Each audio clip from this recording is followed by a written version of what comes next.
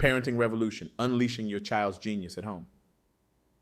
Welcome to the BlackCEO Podcast, where we dive deep into the minds of visionaries reshaping our world.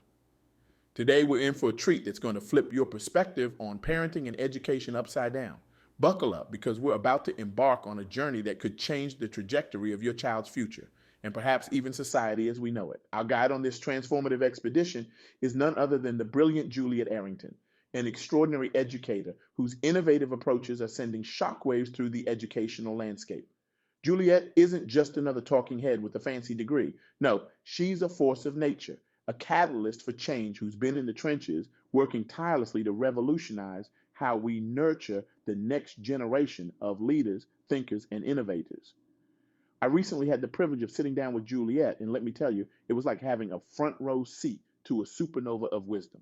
Her insights didn't just open my eyes, they pried them wide open with a crowbar of truth and slapped me awake with the cold water of reality.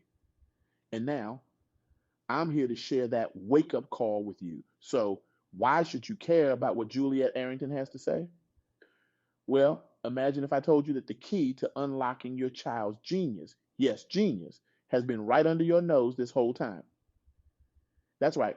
It's not hiding in some elite private school or revolutionary teaching method. It's in your living room, your kitchen, your backyard. It's you. Now I can almost hear the collective groan. Great, another expert telling us we're not doing enough as parents. But hold your horses, because that's not what this is about. This is about recognizing the incredible power you already possess and learning how to wield it like a Jedi master of parenting. Let's start with the mind-blowing fact that Juliet dropped on me. By the time a child toddles into kindergarten, they've already developed 85% of their core brain structure. 85%. That's not a typo, folks. It's a wake-up call. Think about it. Before your little one has even learned to tie their shoelaces or write their name, the foundation of their brain, the very essence of how they'll learn, think, and interact with the world, is already largely set. And who's been the architect of this neural masterpiece? You guessed it. You, the parent. Now, I know what some of you are thinking, but I'm not a neuroscientist. I can barely remember what I had for breakfast, let alone shape a developing brain. Well, here's the kicker. You've been doing it all along, whether you realized it or not. Every interaction, every conversation, every shared experience has been laying down neural pathways in your child's brain like a master electrician wiring a house. But here's where Juliet's wisdom really kicks in. It's not about being perfect or knowing everything. It's about being intentional. It's about recognizing that you are your child's first and most important teacher and embracing that role with gusto. Let me share a story that Juliet told me, which really drove this point home. There was a single mother working 2 jobs, barely keeping her head above water financially. She felt guilty about not being able to afford fancy educational toys or programs for her son. But you know what she did? She turned their daily bus ride into a learning adventure. This resourceful mom would point out shapes, colors, and numbers on signs and buildings they passed. She'd make up stories about the people they saw, encouraging her son to join in and stretch his imagination. She'd play word games, have him count the stops, discuss the weather, turning what could have been a mundane commute into a vibrant classroom on wheels. By the time her son started school, he was light years ahead of his peers in vocabulary, critical thinking, and creativity. And all it took was a mother who recognized that every moment, even a crowded bus ride, was an opportunity to teach and inspire. This story illustrates a crucial point that Juliet hammers home. It's not about how much time you have or how many resources are at your disposal. It's about how you use the time and resources you do have. Every moment is a chance to spark curiosity, encourage critical thinking, and nurture a love for learning. Now, I can almost hear some of you protesting, but I barely passed high school myself. How am I supposed to teach my kid? Well, here's where Juliet's approach is truly revolutionary. Being your child's first teacher isn't about knowing all the answers. It's about asking the right questions and fostering an environment where curiosity thrives. Juliet suggests a simple yet powerful shift in how we interact with our children. Instead of always answering their questions, try responding with, "What do you think?" This small change can have a massive impact. It encourages children to think independently, to problem solve, to become leaders in their own learning journey. Imagine the difference between telling a child that cloud looks like a rabbit and asking, what do you think that cloud looks like? The first approach provides information, sure, but the second, it ignites imagination, encourages observation skills, and opens the door to a wonderful conversation about shapes, animals, and the wonders of the sky. But let's address the elephant in the room, or should I say, the smartphone in the room. In this digital age, it's easy to fall into the trap of using screens as electronic babysitters. But Juliet challenges us to flip the script.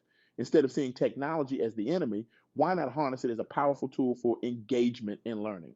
For instance, watching a nature documentary together can spark fascinating discussions about science, geography, and conservation.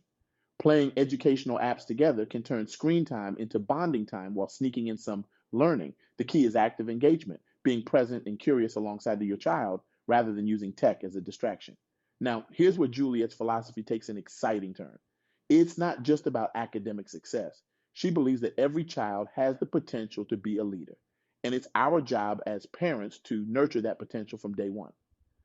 One powerful strategy she suggests is involving children in family decision-making processes, whether it's planning a vacation, deciding on a new family rule, or figuring out the weekly menu. Including your children teaches them valuable skills like critical thinking, negotiation, and responsibility. It's about creating what Juliet calls a leadership laboratory right in your own home. Imagine this scenario. Instead of just announcing we're going to the beach for vacation, you involve your kids in the planning process.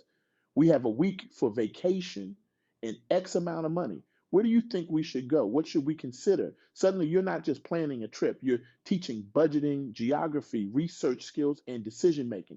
Now, I know what some of you might be thinking. Yeah, this all sounds great, but I'm already stretched thin. How am I supposed to do all this? Well, here's where Juliet's approach is truly genius. She's not asking you to add more to your day. She's inviting you to reimagine the interactions you're already having with your children. Take chores, for example. Most of us see them as a necessary evil, right? But what if we reframe them as opportunities for learning and leadership development? Assigning age appropriate responsibilities doesn't just help you around the house, it teaches children valuable life skills, time management, and the satisfaction of a job well done. Juliet shared a brilliant idea that one parent implemented. They created a family CEO role that rotated among the children each week. The family CEO was responsible for overseeing chores, managing a small household budget, and leading family meetings. Can you imagine the confidence and skills this builds in a child? It's not just about getting the dishes done, it's about raising a future leader who understands responsibility, delegation, and resource management. But let's address another concern I know is on many of your minds. What about the school system? Isn't that where my child is supposed to learn? Absolutely. Schools play a crucial role, but Juliet Arrington argues that we need to shift from a mindset of delegation to one of partnership. Think about it this way. If you were building a house, would you just hand over the blueprints to the construction crew and walk away? Of course not. You'd be there every step of the way, ensuring that your vision is being realized. The same principle applies to your child's education. Juliet encourages parents to be actively involved in their children's schooling. This doesn't mean doing their homework for them or arguing with teachers over grades. It means being aware of what they're learning, reinforcing those concepts at home, and bridging any gaps you notice. For instance, if your child is struggling with fractions, don't just rely on their math homework. Look for opportunities to practice fractions in daily life. Cooking together, dividing a pizza, or even folding laundry can all become impromptu math lessons. Suddenly, fractions aren't just abstract concepts on a worksheet, they're practical tools for everyday life. But here's where Juliet's approach gets really interesting. She believes that parents should not only support what's being taught in school, but also supplement it with real world knowledge and skills that schools often overlook. Things like financial literacy, emotional intelligence, and practical problem solving are crucial for success in life, but are rarely part of the standard curriculum. This is where your unique experiences and skills come into play. Are you good with money? Teach your kids about budgeting and saving. Are you a whiz in the kitchen? Cooking together can teach chemistry, math, and cultural studies all at once. The possibilities are endless. Now, I can almost hear some of you protesting, but I'm not an expert in anything. Let me stop you right there. Every single one of you has valuable life experiences and skills to share. And more importantly, you have something no teacher can ever fully replicate: a deep, abiding love for your child and a vested interest in their success. Juliet Arrington's message is clear. You are enough. You have what it takes to be your child's first and most important teacher. It's not about being perfect or knowing everything. It's about being present, being engaged, and being willing to learn alongside your child. Let's talk about another crucial aspect of this approach, cultivating a growth mindset. Juliet emphasizes the importance of teaching children that intelligence and abilities are not fixed traits, but can be developed through effort, good strategies, and input from others. This mindset is a game changer, not just in academics, but in all areas of life. How do we foster this mindset? It starts with the language we use. Instead of praising children for being smart or talented, we should praise their effort, strategies, and progress. You worked really hard on that. Or, I love how you tried different approaches to solve that problem, are phrases that encourage a growth mindset. But it's not just about praise. It's also about how we handle failures and setbacks. Juliet suggests reframing mistakes as learning opportunities. When your child struggles with something, instead of jumping in to fix it, ask questions like, what do you think went wrong? And what could you try differently next time? This approach teaches resilience and problem-solving skills that are crucial for future success. Now, let's address a common concern. But my child isn't interested in learning. Juliet has a fascinating perspective on this. She believes that children are naturally curious and eager to learn. If a child seems disinterested, it's often because they haven't found their passion yet, or because learning has been presented to them in a way that doesn't resonate. This is where your role as a parent becomes crucial. Juliet encourages parents to be interest detectives. Pay attention to what lights your child up. Do they love animals? Use that as a springboard for learning about biology, geography, and even literature. Are they obsessed with video games? That could be a gateway to discussions about storytelling, graphic design, or even coding. The key is to make learning relevant and exciting. Juliet shared a story about a parent who turned their reluctant reader into a bookworm by introducing graphic novels that align with the child's interests. It's about meeting your child where they are and guiding them forward. But what about discipline? How does that fit into this educational approach? Juliet has some thought-provoking ideas on this topic too. She advocates for what she calls educational discipline. Instead of punitive measures, she suggests using disciplinary moments as opportunities for learning and growth. For example, if a child breaks a rule, instead of just imposing a consequence, engage them in a discussion. Ask them to reflect on their actions, consider the impact on others, and think about how they could handle the situation differently next time. This approach not only addresses the behavior, but also develops critical thinking and emotional intelligence. Now, I know some of you might be thinking, this all sounds great, but I barely have time to breathe, let alone implement all these strategies. Juliet's response to this is both challenging and encouraging. She says, it's not about finding time, it's about making time. She suggests starting small. Maybe it's dedicating 15 minutes a day to undistracted one-on-one time with your child. During this time, you could read together, discuss their day, or work on a project. The key is consistency and quality of interaction, not quantity. Juliet also emphasized the power of routines. Establishing learning routines can make education a natural part of your daily life. For instance, you could have a word of the day at breakfast, practice mental math during car rides, or have family reading time before bed. These small, consistent efforts can have a huge impact over time. But perhaps the most powerful aspect of Juliet Arrington's philosophy is the emphasis on leading by example. Children learn more from what we do than what we say. If we want our children to be lifelong learners and leaders, we need to embody those qualities ourselves. This doesn't mean you need to go back to school or become a CEO overnight. It could be as simple as letting your children see you reading for pleasure, learning a new skill, or volunteering in your community. When the children see their parents valuing education and leadership, they're more likely to adopt those values themselves. As we wrap up, I want to share one last insight from Juliet that really stuck with me. She said, education is not preparation for life. Education is life itself. This quote beautifully encapsulates her philosophy. Learning doesn't just happen in classrooms or during homework time. It's happening all the time in every interaction, every conversation, every experience. So here's my challenge to you, dear listeners. It's time for a paradigm shift. It's time to stop thinking of education as something that happens to our children and start seeing it as something we actively create with them. It's time to embrace our role as our children's first and most important teachers.